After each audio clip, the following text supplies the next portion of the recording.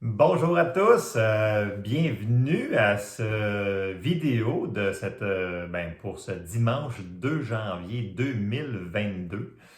Merci de prendre le temps d'écouter le message. C'est important qu'on continue à se nourrir de la parole de Dieu et d'être peu importe la manière qu'on puisse se rencontrer, s'écouter ou se voir. Alors, j'en profite en ce 2 janvier pour vous souhaiter une bonne année à tous et à toutes qui nous écoutent. Il y a un verset que j'avais, c'est dans 3 Jean qui nous dit Bien-aimé, je souhaite que tu prospères à tous égards et sois en bonne santé comme prospère l'état de ton âme. Alors, je vous souhaite une année remplie de paix, de joie et de santé dans tout ce qu'on va entreprendre, peu importe les situations que l'on voit présentement, les situations sont toujours sujettes à changement, mais notre Dieu, lui, ne change pas.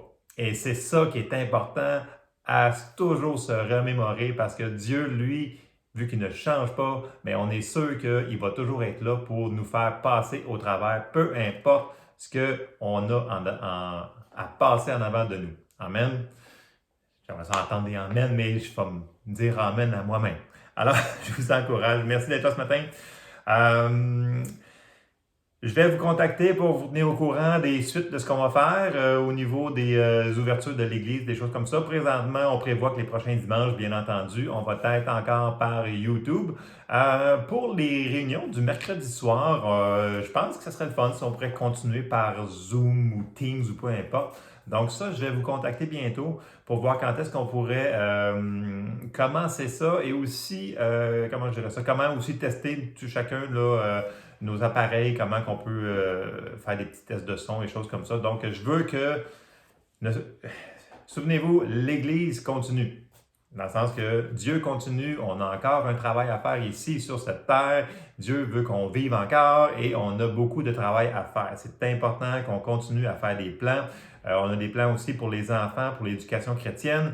Julie va bientôt envoyer des choses pour que les parents puissent faire petite cellule maison aux enfants directement. Donc, c'est les parents qui vont donner je me devance un petit peu, là, mais c'est les parents qui vont donner l'enseignement à leurs enfants à la maison. Pour l'instant, c'est ce qu'on a à cœur de faire. On va s'en reparler parce qu'on n'a pas eu notre réunion encore des moniteurs de l'éducation chrétienne, mais c'est la voie qu'on voit qui est le mieux pour le moment. Ensuite de ça, hey, j'aimerais vous dire un gros merci pour tous ceux qui sont venus encore porter leurs dîmes et offrandes et aumônes ici, qui m'ont contacté, ceux-là qui, bien entendu, qui donnent en ligne. Merci de votre fidélité. Souvenez-vous, c'est Dieu, il a mis ce principe-là de les semences et la moisson sur la terre, puis ça ne finira jamais. C'est un des principes qu'il nous a donné pour pouvoir augmenter ce que Dieu nous donne, parce que c'est semé et récolté. Et j'ai juste un petit verset pour vous ce matin. C'est le même qui est écrit sur nos enveloppes quand on met nos chèques dans nos enveloppes, pour ceux qui les donnent encore dans les enveloppes. C'est 2 Corinthiens, chapitre 9, et au verset 6 et 7, ce qui nous dit Sachez-le, celui qui sème peu moissonnera peu. Celui qui sème abondamment moissonnera abondamment. Que chacun donne comme il l'a résolu en son cœur, sans tristesse ni contrainte, car Dieu aime celui qui donne avec joie. Ah oui, pour de vrai. Donc, c'est une loi spirituelle. On sème abondamment et on moissonne abondamment. Alors, lâchez pas. Dieu, il veut vraiment qu'on soit prospère à tous égards et ça comprend aussi nos finances. Et c'est un des principes spirituels qui a mis en application. Ça fonctionne parce que la parole de Dieu, ça fonctionne. Dieu veille sur sa parole pour l'accomplir. Alors, pour les gens qui veulent continuer de donner de la manière qu'ils donnent, on fait comme d'habitude, on se contacte si vous avez des enveloppes, des chèques, des choses comme ça. Pour les gens qui donnent en ligne, les 2 adresses sont bonnes. Je sais que sur le site présentement, c'est encore marqué, je crois, cepgrembedon à outlook.com. Ce qui est bon, cette adresse-là va fonctionner encore pour l'année qui s'en vient. Si vous voulez sauver un petit peu de travail à notre super trésorier Marco, c'est la nouvelle adresse qu'on va vouloir éventuellement qu'on s'en aille, c'est DONS, A commercial, cepgrembé.com. Alors, Marco, je suis sûr qu'il va le changer bientôt sur le site web pour rajouter cette adresse-là pour que ce soit plus facile pour tout le monde au niveau des virements bancaires, des choses comme ça, pour continuer à l'avancement de l'œuvre du Seigneur. Alors, ça, c'était pour une petite introduction pour les annonces, finalement, comme on fait à chaque semaine. Donc, mes petites annonces, c'est pas mal ça. Je ne ferai pas de grosses parenthèses pour tous les détails des autres choses. Là. Si vous avez des questions, comme je vous dis, faites comme vous avez fait cette semaine. Contactez-moi personnellement, courriel, texto, téléphone, et etc. Et on se parlera plus sur les autres détails. Là, ce matin, je veux qu'on se concentre. Donc, mettez votre café proche si vous en avez un, si vous n'en avez pas besoin, peu importe. Mais concentrons-nous sur la parole de Dieu et le message que le Seigneur nous a donné ce matin. Alors, avant que je commence, c'est vraiment spécial parce que j'ai un message pour ce matin et mon frère Yves Venn nous a envoyé samedi matin, donc hier, une parole qu'il a reçue dans la nuit de vendredi à samedi. Et là, il me l'a envoyé, puis il dit, écoute, j'ai reçu une parole et voilà. Et la parole confirme exactement, c'est dans la même lignée que le message que moi j'ai dans mon cœur ce matin. Alors, je vais vous la lire. La parole que notre frère a reçue dans la nuit de vendredi à samedi. Écoutez bien ça. Alors, la parole est la suivante. Ça nous dit, à toi, mon enfant, aujourd'hui, souviens-toi lorsque tu me dis, oui, je crois, Seigneur. Aujourd'hui, souviens-toi lorsque tu proclamais, je veux te suivre, Seigneur. Aujourd'hui, souviens-toi lorsque tu désirais, je veux marcher, Seigneur, dans tes voies. J'ai entendu ta requête me disant, pardonne-moi, Seigneur, de m'être éloigné de toi. Pardonne-moi, Seigneur, de m'avoir refroidi. Pardonne-moi, Seigneur, mon incrédulité. Et maintenant, je mets en toi, en ton cœur, une parole que tu proclameras en ce lieu. À celui qui entendra cette parole, lui sera donné un esprit de prophétie. À celui qui saisira cette parole, lui sera donné un esprit de puissance pour proclamer la gloire de mon nom, pour annoncer la délivrance aux captifs, pour guérir les malades, en ce lieu, dans cette ville et à travers ce monde. Et toi, mon enfant, il te reste un choix à faire. Avancer, marcher par la foi vers la lumière, rester dans l'ombre ou, je vais rephraser. Et toi, mon enfant, il te reste un choix. Avancer, marcher par la foi vers la lumière ou rester dans l'ombre de la nuit.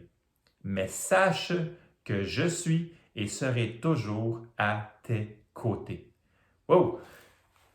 Moi, je crois vraiment que c'est inspiré de Dieu, cette parole-là que notre frère a eue. Donc, laissez cette parole mijoter dans vos cœurs. Dieu, il n'a pas fini avec nous autres, comme je vous dis.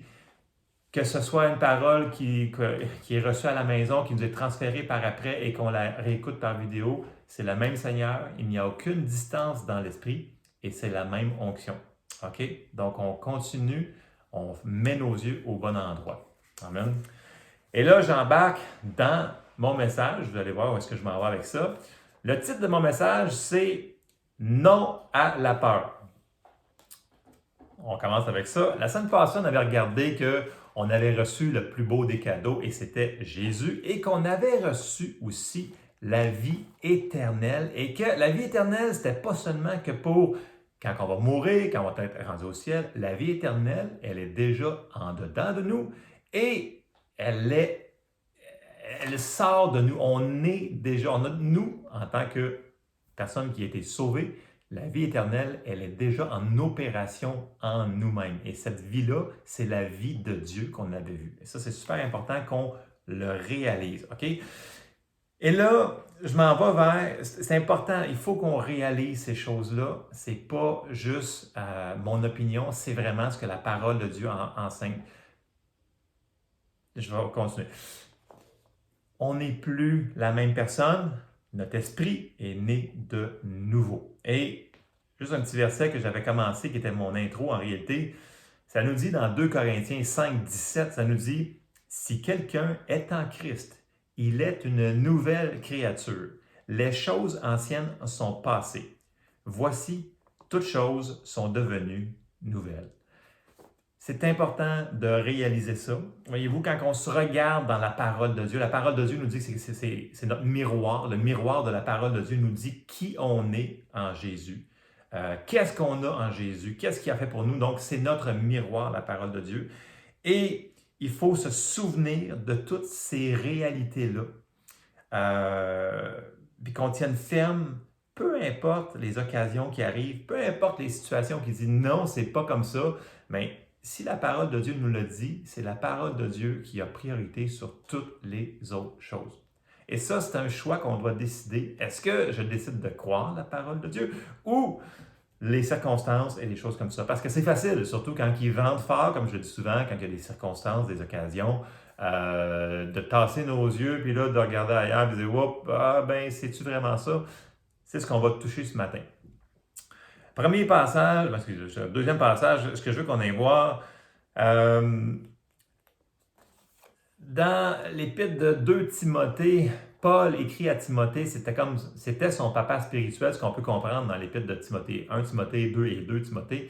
Et là, si on s'en va dans 2 Timothée, et chapitre 1 et au verset 6 et 7, Paul il dit quelque chose à Timothée, il dit « C'est pourquoi je t'exhorte à ranimer le don de Dieu que tu as reçu par l'imposition de mes mains, car ce n'est pas un esprit de timidité que Dieu nous a donné, mais un esprit de force, d'amour et de sagesse. » Ce n'est pas un esprit de timidité. Il y en a qui disent, les traductions disent un esprit de peur. Donc, ce n'est pas un esprit de peur, mais complètement l'inverse, un esprit de force. Et là, on a vraiment les deux contrastes complètement différents. On a l'esprit de Dieu qui nous donne la paix, donc zéro peur, et on a l'inverse qui est la peur, la crainte et toutes sous ces formes-là.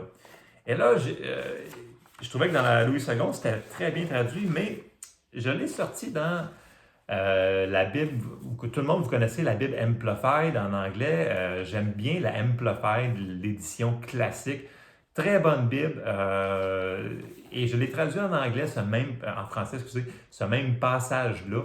Donc, dans 2 Timothée 1,7, la Amplified Classic Edition nous dit « Car Dieu ne nous a pas donné un esprit de timidité, de lâcheté, de peur lâche, grinçante et fauve. » Donc, Dieu ne nous a pas donné un esprit de timidité, de lâcheté, de peur lâche, grinçante et fauve.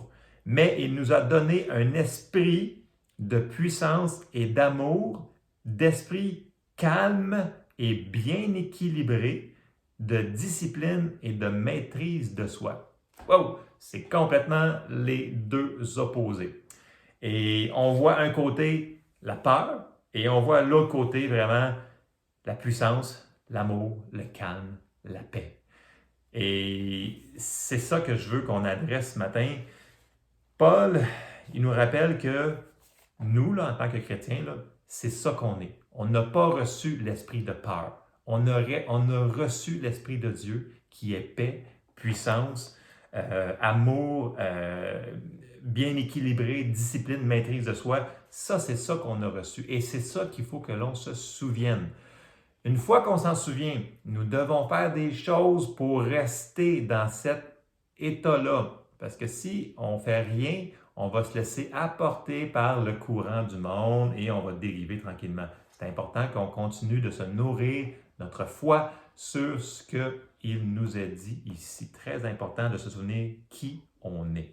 Donc, ce matin, je veux que l'on comprenne sans aucun doute que la peur, Bien, la peur, là, c'est très large, là. La peur, la crainte, les inquiétudes, c'est toute la même chose, c'est la même cochonnerie que l'ennemi essaie de nous envoyer pour nous faire dérailler, arrêter, qu'on avance dans notre foi, qu'on arrête de faire le travail que Dieu nous a appelé à faire dans toutes les sphères de notre vie. Et ça, c'est inacceptable parce que c'est une ruse de l'ennemi. Donc, premièrement, on doit la discerner, nous devons la résister et nous devons faire tout en notre possible pour de ne pas la laisser rentrer premièrement.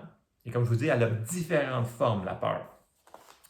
Et voyez-vous, la peur est un grand obstacle à notre foi. Puis souvent, on ne le réalise pas. On dit, bah, tout le monde a peur, c'est normal d'avoir peur. C'est comme, non, c'est pas normal. Pour nous, en tant que chrétiens, là, c'est un ennemi.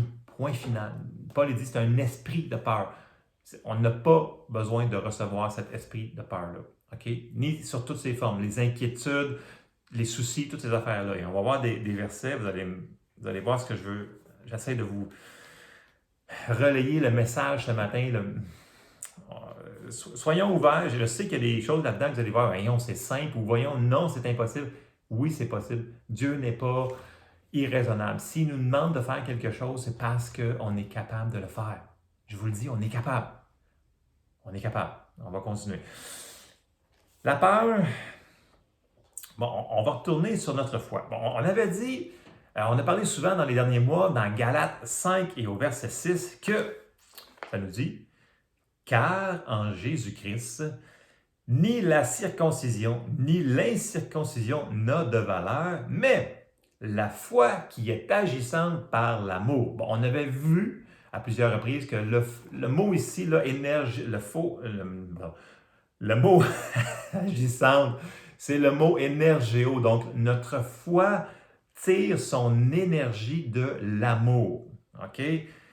Notre foi tire son énergie de l'amour.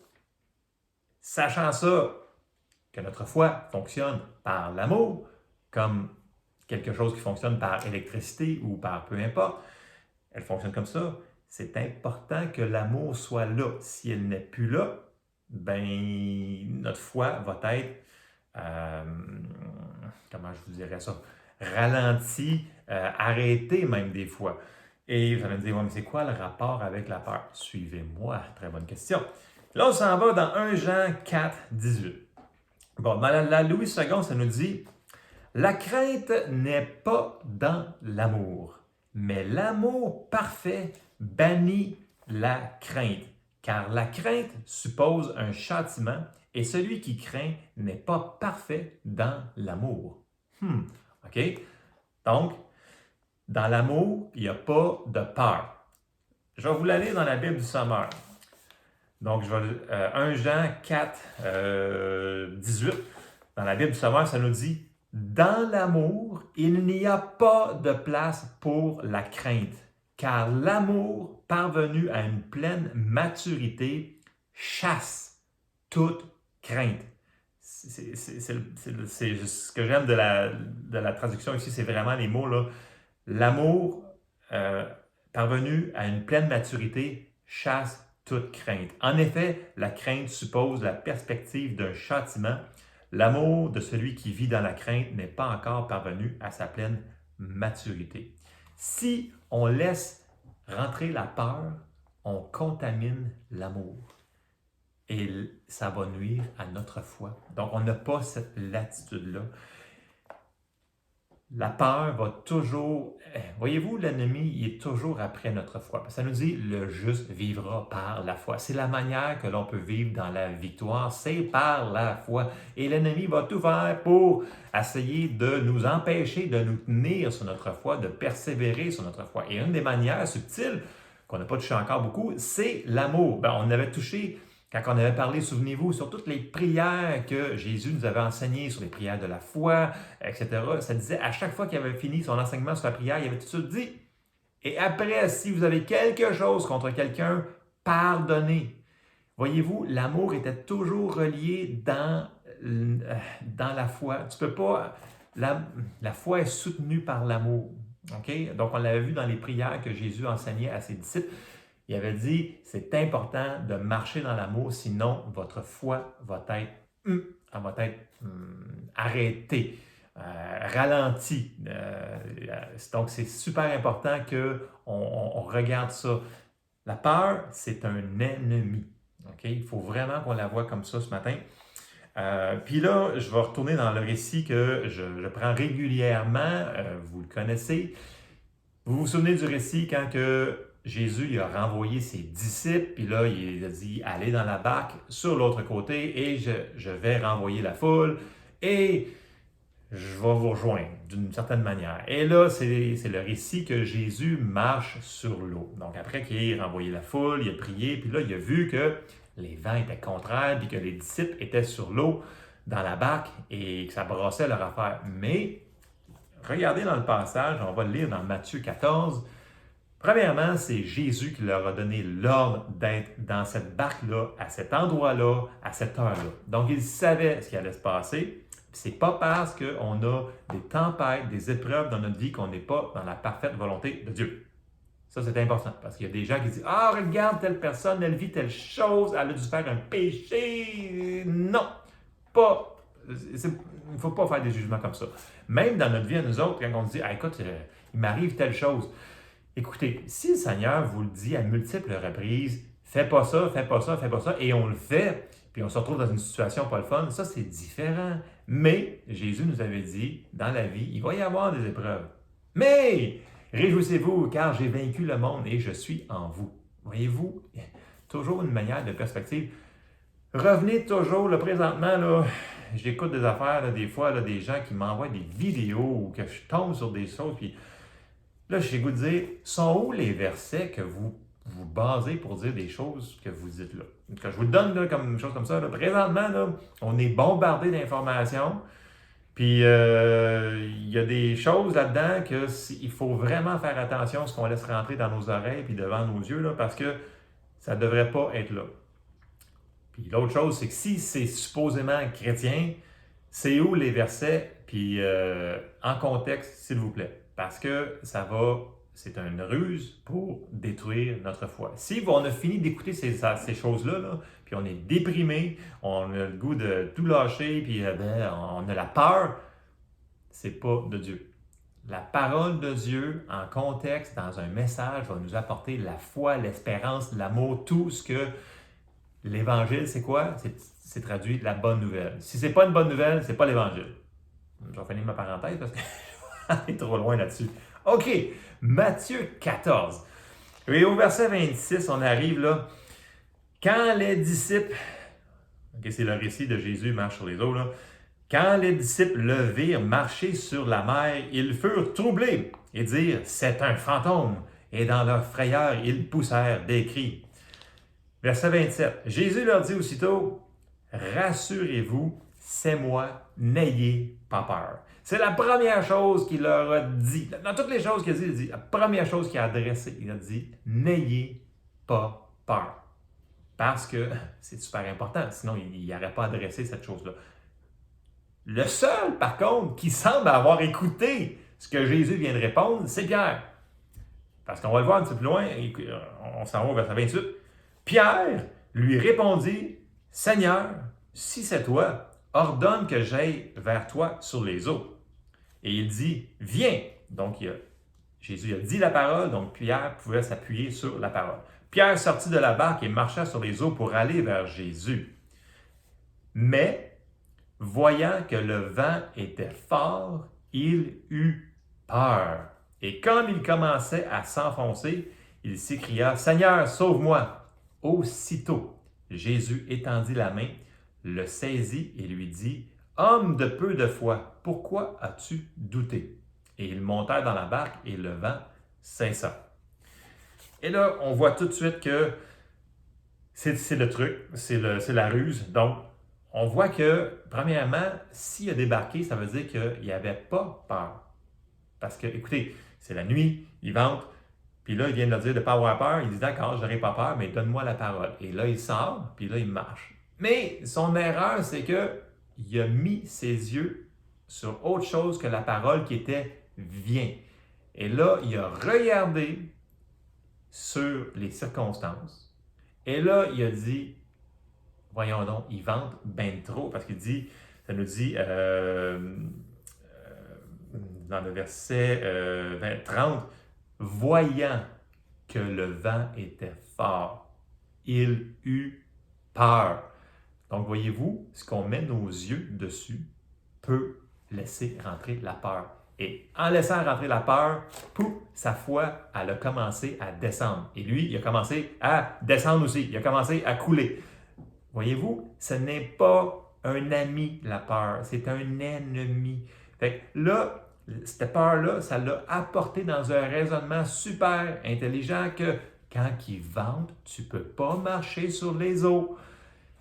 Écoutez, qu'il fasse beau soleil, que ça soit un miroir, que ce soit dans votre piscine, vous allez couler dans le fond pareil. À moins que vous ayez vraiment une parole que Dieu vous a donnée de marcher sur les eaux. Vous me suivez? Il ne faut pas tomber dans les raisonnements. Peu importe la situation que l'on fait, même si on dit « Ah, il vente », gardons nos yeux sur la parole que Dieu nous a donnée. OK? Depuis des années, on se nourrit sur la parole de Dieu. Ce n'est pas le temps de lâcher. On continue sur ça, on garde nos yeux fixés. Si on s'écarte un petit peu, on revient, c'est fini, on continue à marcher. Dieu ne veut pas qu'on arrête de marcher. L'ennemi veut qu'on arrête. C'est pour ça que lui il voudrait qu'on tolère la peur dans nos vies, mais il ne faut pas. Comme je vous dis, c'est une ruse. On avait dit que l'ennemi a des ruses. Puis il va attaquer notre foi de toutes les manières qu'il peut attaquer. Mais il ne peut pas si on lui résiste. Parce que des fois, il y a des situations qui vont nous arriver, puis la peur, elle va être là. Mais, sachant que c'est un ennemi en partant, si on prend la décision de commencer à la résister, elle n'a pas le choix de fuir. C'est ce que Jésus nous dit. Ça nous dit résister le diable, il fuira loin de vous. Donc, c'est ce qu'on doit faire. Je n'ai pas dit que ça va être une circonstance le fun. Toute la parole de Dieu, là, tout ce qu'on se nourrit depuis tellement d'années, choses comme ça, là, quand ça nous dit la parole qui est l'épée de l'esprit, la foi qui est le bouclier, toutes ces choses-là, là, je le répète souvent, c'est toutes des armes. C'est pour faire quoi des armes? Des armes, c'est pour se battre. Quand on va être encore ici sur cette terre, là, il va y avoir des combats. Et si on ne prend pas nos armes, ben, on va vivre dans la défaite. Si on prend nos armes, on va vivre dans la victoire. Mais c'est ceux-là qui vont le faire seulement qui vont vivre dans la victoire. On va dire, ah non, c'est décourageant cette affaire-là. Ben, écoutez, Dieu, il est en nous, il est avec nous, il nous dit qu'il ne nous délaissera jamais. Écoutez, faisons ce que nous savons déjà. OK? Dieu nous en demande, il dit, faites ce que vous savez et vous allez continuer d'avancer. OK? Je pense que juste si on mettrait en application juste la parole qu'on a déjà en dedans dans nos cœurs à chaque jour, en application, là, qu'on la mettrait, je suis sûr qu'on avancerait beaucoup plus qu'on fait présentement. Et ça nous éviterait de tomber dans des situations qui sont déprimantes, qui mènent à la dépression, l'oppression, plein de choses comme ça, qui nous ralentit et qui nous fait vivre une vie plate. Puis en réalité, on devrait être les gens les plus heureux du monde, nous qui avons la vie éternelle là, maintenant. Et c'est comme ça qu'on devient un témoignage aussi. Et là, je me devance dans mes notes et je le répète, la peur sous toutes ses formes, les inquiétudes, les soucis, nous allons devoir les identifier et les résister. OK?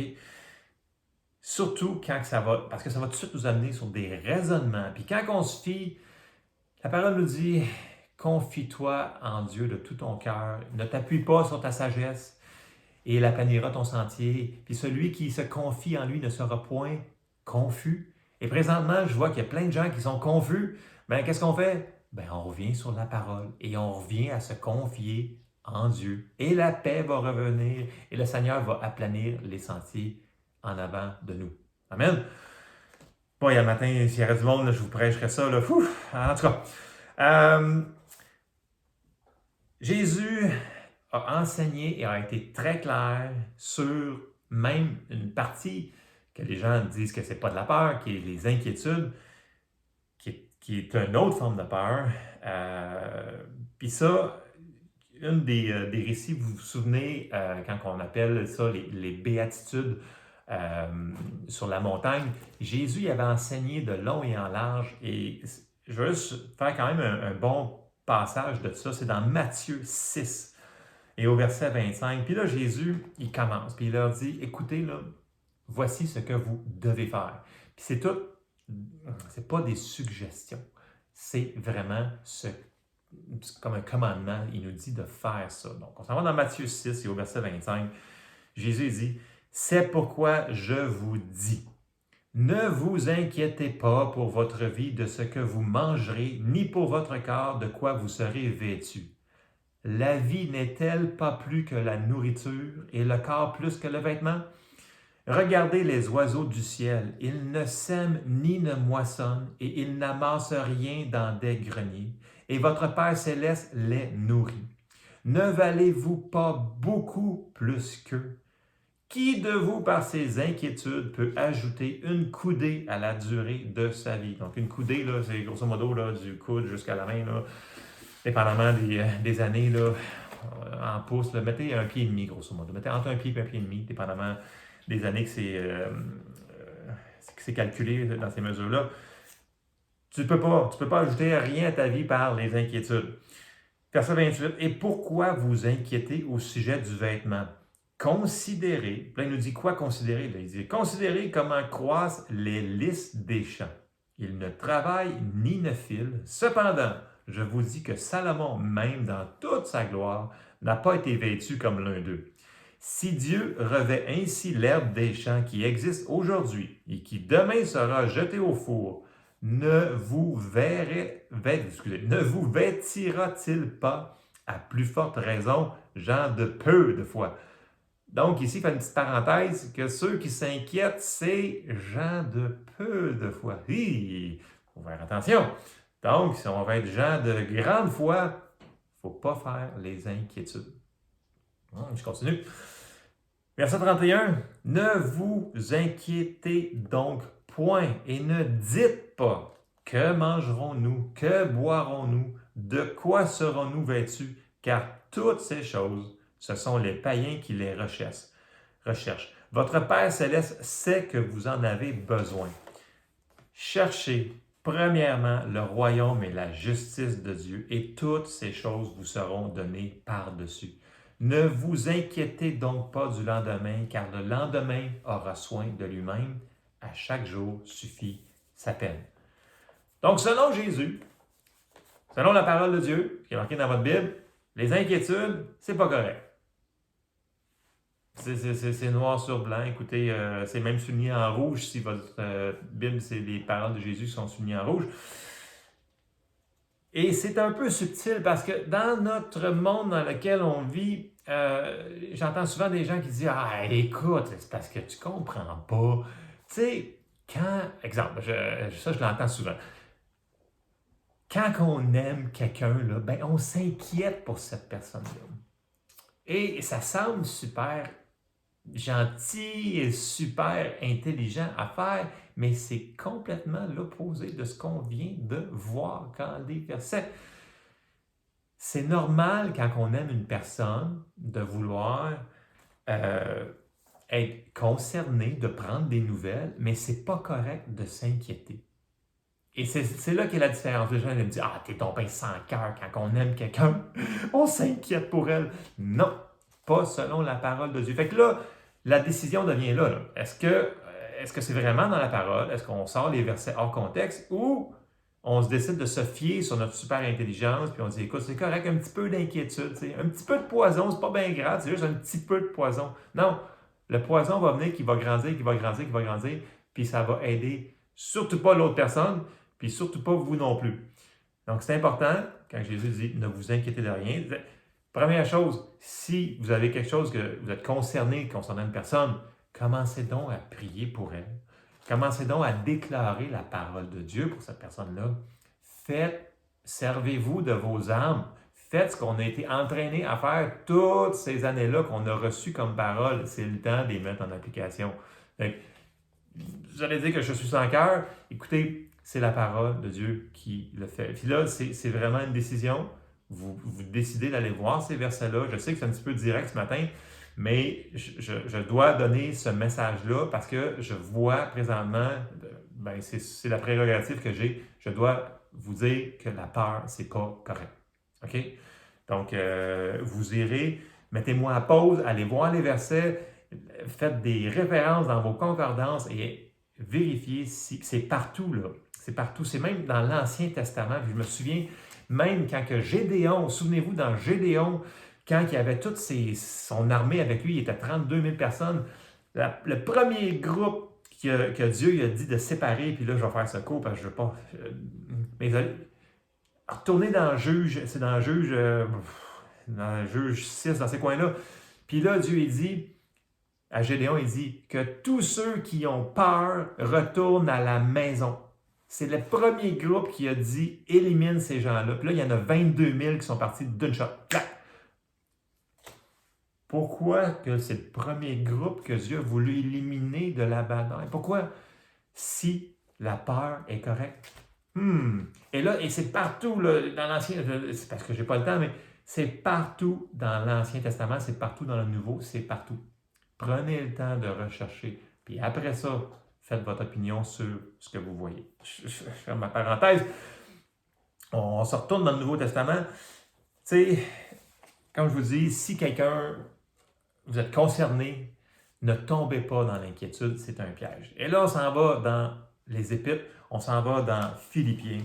Puis là, Paul, il est très, très clair, et on s'en va Philippiens 4, et on commence au verset 6. Et vous voyez peut-être où est-ce que je m'en vais, mais ça nous dit, ne vous inquiétez de rien. Puis là, ça ne dit pas, sauf quand il y a une situation comme vous vivez présentement, quand il y a telle chose et telle chose. Non, non. La parole de Dieu ne change pas. Pensez-vous que ce qui nous arrive présentement, là, les parents, les gens n'arrêtent pas de me parler de vaccins, de COVID, des choses comme ça. Pensez-vous que Dieu, ça l'a surpris quand il a vu tout ça arriver? Écoutez, je pense qu'il savait toutes ces choses-là. Fait que je pense que s'il nous dit de rester sur sa parole, restons sur sa parole. Et surtout, justement, parce qu'on vit des situations qui sont un petit peu déplaisantes. OK, je vais finir ma parenthèse. Philippiens 4.6, ne vous inquiétez de rien. Mais en toute chose, puis là, il va nous dire comment le faire. Là. Mais en toute chose, faites connaître vos besoins à Dieu par des prières, des supplications, des actions de grâce. Et, verset 7, la paix de Dieu qui surpasse toute intelligence gardera vos cœurs et vos pensées en Jésus-Christ. Souvent, moi, quand il y a une situation qui est là, puis le soir, en me couchant, je suis dans mon livre, je dis, Seigneur, tu vois cette situation-là, là, écoute, je ne suis pas capable, je te la donne entre tes mains, je te demande de t'en occuper. Donc, je lui remets ces inquiétudes-là. Parce que, de toute façon, je ne suis pas capable de rien changer. Je n'ai pas le goût de manquer plus de sommeil. Nous devons agir sur ça. Puis, Seigneur, il veut qu'on le fasse. Il veut qu'on prenne le temps d'y parler. Il dit, regarde, il y a ça dans ma vie, là, puis écoute, ça m'inquiète, ça me fait peur, mais je ne veux pas vivre là-dedans. Puis quand on va le faire, quand on va vraiment lui donner, là, parce que c'est vraiment une décision de lui donner, prier et de lui remettre ces fardeaux-là, mais regardez, ce qui va arriver, c'est que le verset 7 nous dit « Et la paix de Dieu ». Voyez-vous, on peut être en paix même quand il y a des circonstances qui ne sont pas plaisantes. On peut être en paix même quand on vit des choses qui sont vraiment difficiles. Quand la paix de Dieu est dans notre cœur, on peut passer à travers n'importe quoi. Puis là, les gens vont dire, coudonc, t'es donc bien bizarre, tu passes au travers de ça, puis tu as encore de la paix puis de la joie, même si ça fait mal, même si c'est difficile. Oui, parce que Dieu est là pour nous donner cette paix. Ce n'est pas une paix physique, naturelle. Là. Comme je vous dis, on n'est plus pareil. Là. La vie de Dieu est en nous, Dieu vit en nous. Et cette paix-là, là, vous l'avez expérimenté souvent, j'en suis certain, cette paix-là, elle surpasse toute intelligence. Notre intelligence n'est pas assez bonne pour nous sortir de l'inquiétude, de la peur. C'est seulement en faisant la parole de Dieu, c'est la paix de Dieu qui va nous garder joyeux et continuer dans notre marche de foi. Je continue. les versets tout de suite après nous disent quoi faire pour ne pas laisser rentrer la peur. Et ça va passer par nos pensées, bien entendu, ce qu'on met devant nos yeux et dans nos oreilles. On s'en va à Philippiens 4, versets 8 et 9. Et là, il nous dit, au reste, frères, que tout ce qui est vrai, que tout ce qui est honorable, que tout ce qui est juste, que tout ce qui est pur, que tout ce qui est aimable, tout ce qui mérite l'approbation, ce qui est vertueux et digne de louange, soit l'objet de vos pensées. Ce que vous avez appris, reçu et entendu de moi, ce que vous avez vu en moi, pratiquez-le et le Dieu de paix sera avec vous. Tu sais, tantôt, j'ai fait une petite parenthèse là, sur ce qu'on est bombardé présentement dans certaines nouvelles, certaines personnes, même certains prédicateurs qui vont vous dire des choses, puis après avoir écouté ça, qui vont... On doit apprendre à couper les choses. Il faut vraiment être sélectif, là. Je vais le mettre comme ça, là. Ce qu'on laisse mettre devant nos yeux et ce qui laisse rentrer dans nos oreilles, là, ben, si on voit que ça va mener vers... C'est pas nécessairement des choses en tant que telles qui semblent au début être super mauvais, des films terribles, des choses comme ça. C'est souvent des choses beaucoup plus subtiles. Puis là, tu te mets à penser sur ces choses-là et ça t'amène vers des inquiétudes, des soucis. Puis là, ça devient de la grosse peur totale. Et ça commence où? C'est qu'on a laissé rentrer par nos yeux et nos oreilles. Puis là, ça rentre dans nos pensées, puis ça va finir dans notre cœur. Il ne faut pas que ça s'aille comme ça.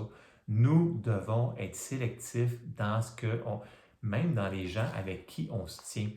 Il y a des gens que c'est très pénible de rester à côté d'eux longtemps parce que tout ce qu'ils vont vous dire, c'est des choses négatives, des choses pas bonnes. Et ça, nous devons faire attention. Il faut à un moment donné savoir quand dire c'est assez. Non, ça, ces personnes-là vont juste me drainer par en bas. Je ne vous dis pas de les envoyer promener. Je vous dis juste qu'à un moment donné, il y a des personnes qu'on devrait éliminer si ces gens-là ne font qu'être des porte-paroles de mauvaises nouvelles et de choses comme ça, on n'a pas besoin d'entendre ça. C'est trop dangereux pour notre foi. Amen. Je vais arrêter ça là parce que je vais attaquer sur des parenthèses que je ne suis pas sûr qu'il va falloir que j'enlève. Ouais, c'est ça, que j'ai dit sur une vidéo plus tard. Bon,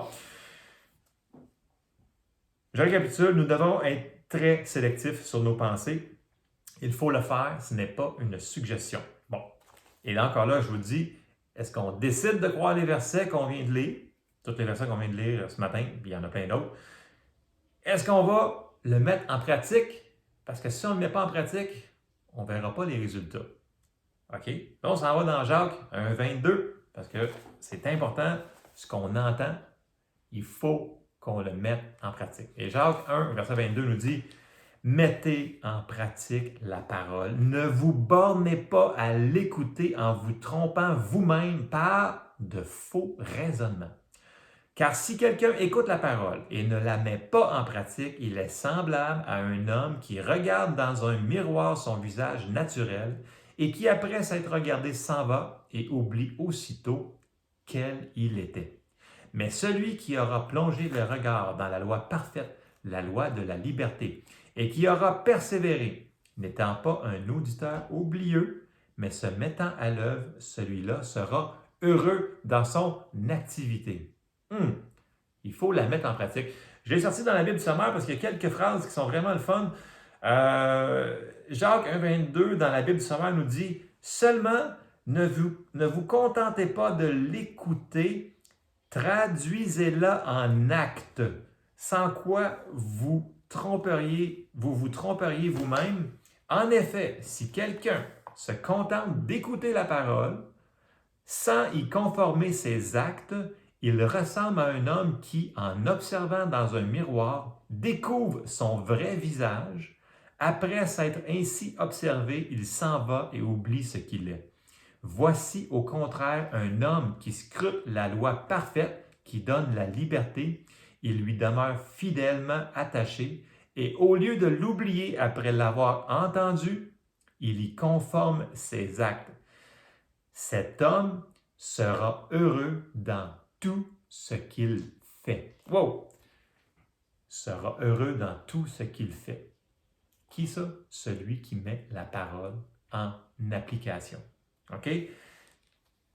Tout le monde veut vivre heureux, j'en suis certain, mais nous devons faire des choses. Nous devons faire des choix et c'est pour ça qu'on parle de ça ce matin. OK.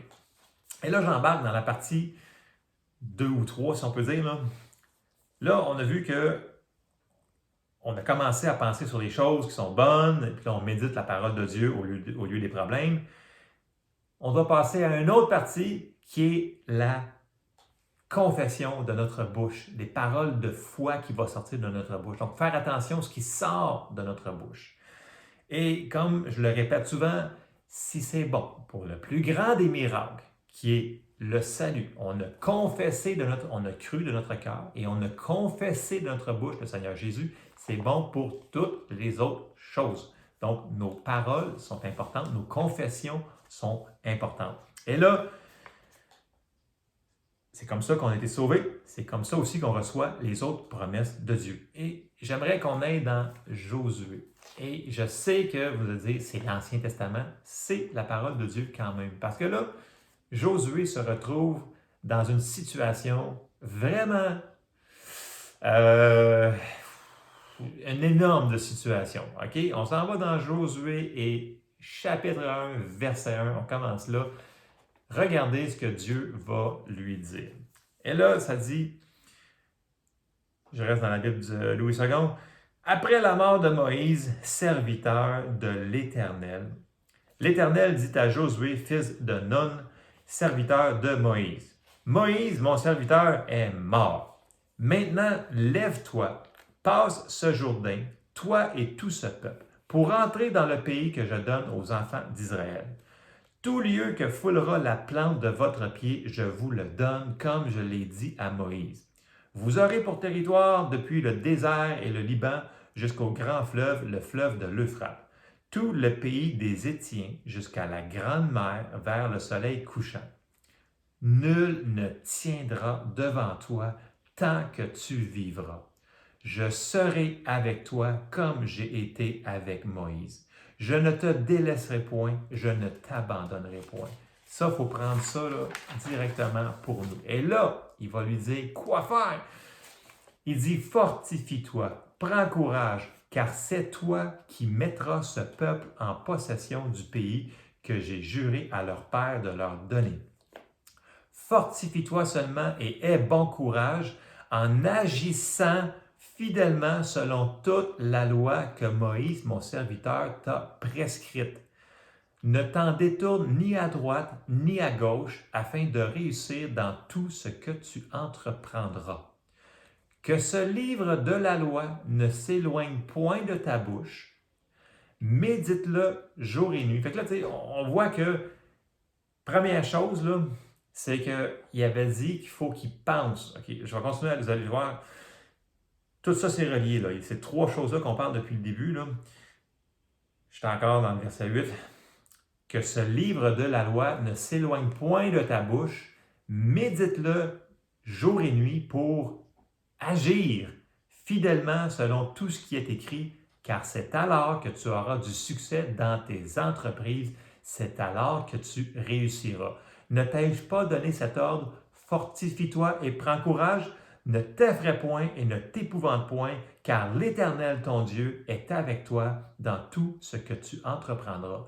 Là, il dit trois choses en réalité. Il dit, là, la parole que je te donne, là, il ne faut pas que tu la laisses sortir, il faut que tu la médites jour et nuit. Première chose, donc on parle de les pensées, là, mais on médite ça jour et nuit. Okay? C'est la parole de Dieu. Après ça, il dit, qu'elle ne s'éloigne point de ta bouche. Donc, ce qui sort de ta bouche, il faut que ça soit aussi cette parole-là. Mais il rajoute une troisième fois, pour agir. Donc, la mettre en application.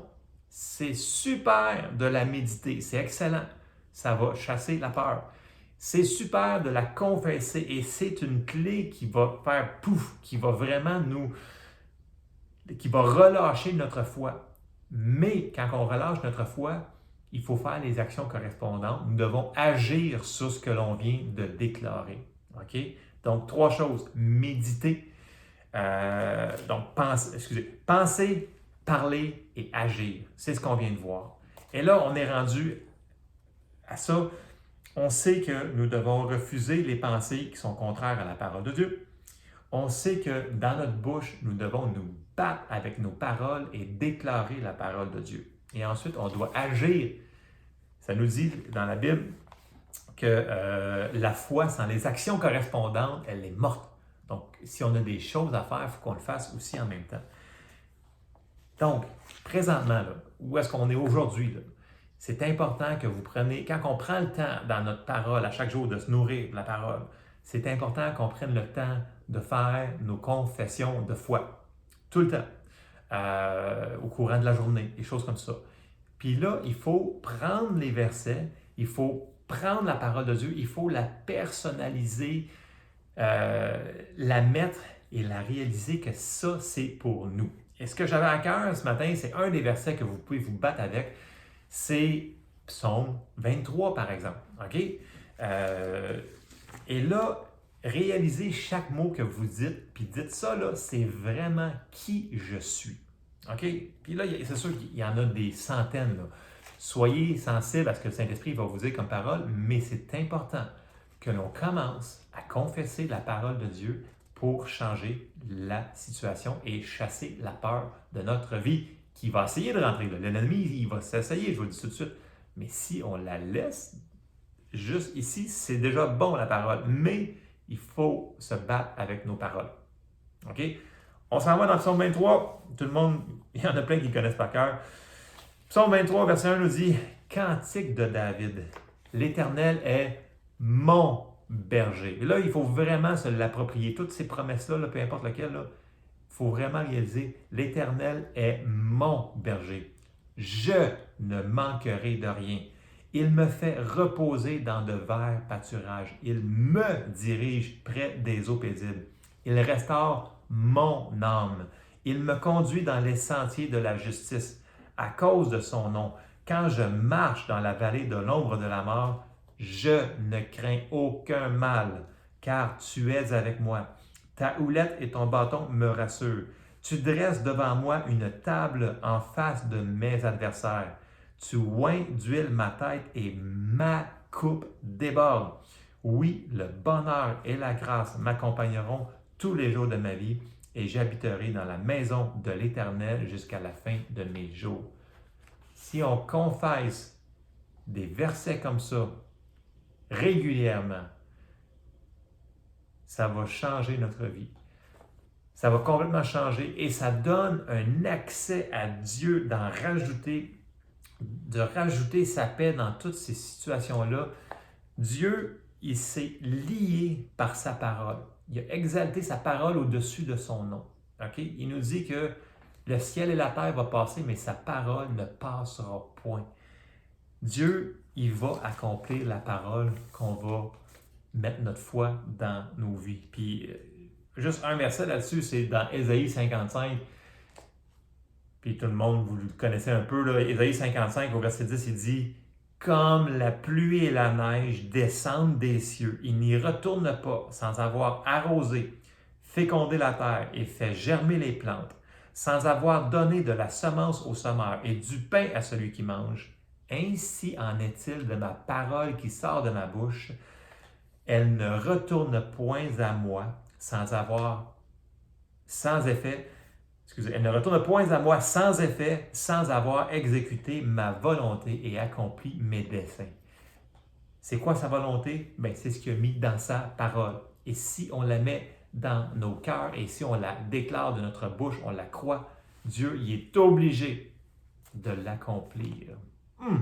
Et ça, c'est merveilleux. Mais on a une décision à faire. C'est de le mettre en application.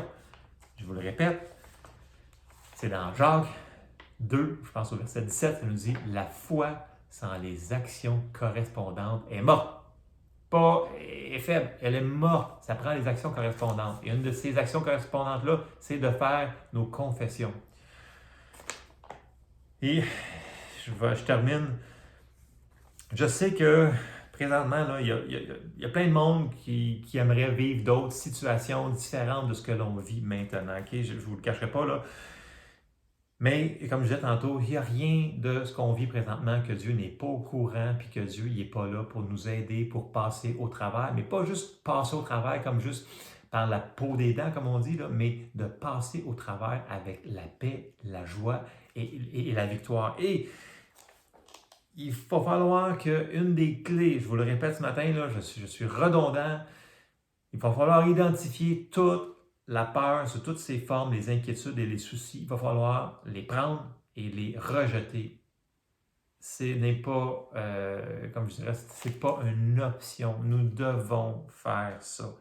Et si on marche vraiment comme ça, puis on s'appuie sur lui, sur sa parole, peu importe les circonstances, Dieu va faire un chemin en avant de nous dans tout ce qu'on voit là. Dieu, il fait un chemin présentement. Puis, tu sais, souvenez-vous ce qu'il dit à Josué, il dit, je ne te délaisserai point, je ne t'abandonnerai point. Et ça, il faut se le rappeler, il est toujours là, il est toujours avec nous.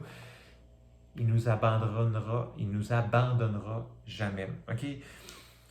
Je vous exhorte ce matin, ne laissons pas l'ennemi voler la joie qui nous a donné, la joie de notre salut, la joie qui nous a donné, qui est disponible, et la paix dans toutes les circonstances.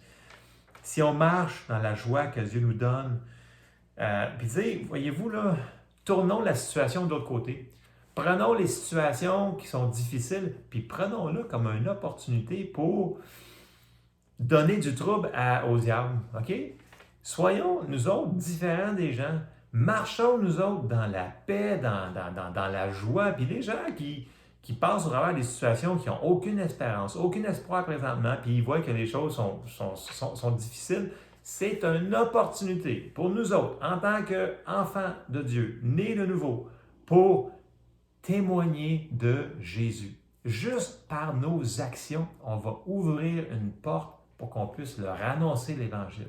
Sérieusement, présentement, là, si on prend la situation et on la tourne de bord, on dit, parfait, Seigneur, il y a plein de choses qui ne vont pas bien, mais moi, je passe au travers, tu me donnes ta paix, puis tu me donnes la joie, puis tu me donnes ce que je dois penser, puis tu me donnes la victoire, tu prends soin de moi, tu me guéris, tu me prospères, tu fais toutes ces choses-là, puis je vais marcher dans la paix, dans la joie. Puis là, les gens autour de nous autres, ils vont dire, mais c'est qui cette personne-là qui est donc bien bizarre? Quel est cet extraterrestre? Il ne regarde pas les nouvelles? Ben, il regarde un petit peu, il se tient au courant, mais il décide de ne pas s'inquiéter. Et ça parle très fort nos actions. Et ça nous ouvre une porte pour leur dire, écoutez, c'est pas moi, c'est celui qui vit en moi, c'est celui qui me donne la vie éternelle, c'est Jésus. Prenons cette opportunité-là pour changer tout ce qui est mal que l'ennemi essaie de venir faire contre nous autres, puis tournons-le pour le bien. C'est ça que Dieu veut qu'on fasse ce matin. Je vous encourage, on n'est pas des faibles, on n'est pas des victimes, on est plus que vainqueurs par celui qui nous fortifie. Dieu est avec nous.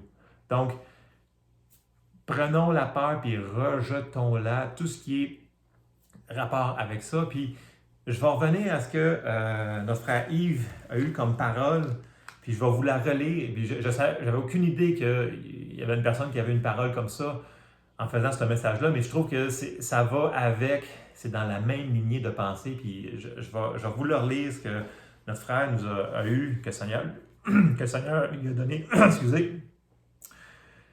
Yves, ça nous dit, oui c'est ça, ça nous dit, à toi mon enfant, aujourd'hui, souviens-toi, lorsque tu me dis, oui, je crois Seigneur. Aujourd'hui, souviens-toi, lorsque tu proclamais, je veux te suivre Seigneur. Aujourd'hui, souviens-toi, lorsque tu désirais, je veux marcher Seigneur dans tes voies Seigneur. J'ai entendu ta requête me disant, pardonne-moi Seigneur de m'être éloigné de toi. Pardonne-moi Seigneur de m'avoir refroidi. Pardonne-moi Seigneur mon incrédulité. Et maintenant, je mets en toi, en ton cœur, une parole que tu proclameras en ce lieu. Moi, je pense que ça s'applique vraiment aussi pour cette église locale. À celui qui entendra cette parole, lui sera donné un esprit de prophétie, À celui qui saisira cette parole, lui sera donné un esprit de puissance. C'est l'inverse de l'esprit de peur, là. Pour proclamer la gloire de mon nom, pour annoncer la délivrance aux captifs, pour guérir les malades, en ce lieu, dans cette ville et à travers ce monde. Et toi, mon enfant, il te reste un choix. Avancer, marcher par la foi vers la lumière ou rester dans l'ombre de la nuit. Mais sache que je suis et je serai toujours à tes côtés. Wow! Merci Seigneur pour ta parole. Merci parce que tu prends soin de nous, Seigneur. Merci parce que tu as des bons plans pour nos vies. Merci, Seigneur, parce que tu nous fais toujours triompher. Tu es le Dieu d'amour, le Dieu de victoire qui nous aime, qui nous dirige, qui nous aide en toutes circonstances. Seigneur, je te prie pour chaque personne qui a écouté ce message, Seigneur. Fais-nous réaliser, comprendre, Seigneur, comment éloigner la peur de nous, comment se décharger sur toi de tout fardeau, de tout souci, Seigneur, que toutes ces choses-là qui détruisent, qui rongent les gens soient détruits dans le nom de Jésus. Seigneur, je te demande de nous aider à mettre nos yeux, nos pensées aux bons endroits et à combattre le bon combat de la foi, Seigneur, dans le nom de Jésus. Soyez bénis, je vous aime. Gardez la foi, gardez votre espérance. Ne laissez pas l'ennemi voler votre joie. Alors, on se tient au courant et je vous dis, soyez bénis en cette nouvelle année 2022. Dieu a des bons plans pour chacun d'entre nous. Amen. Soyez bénis.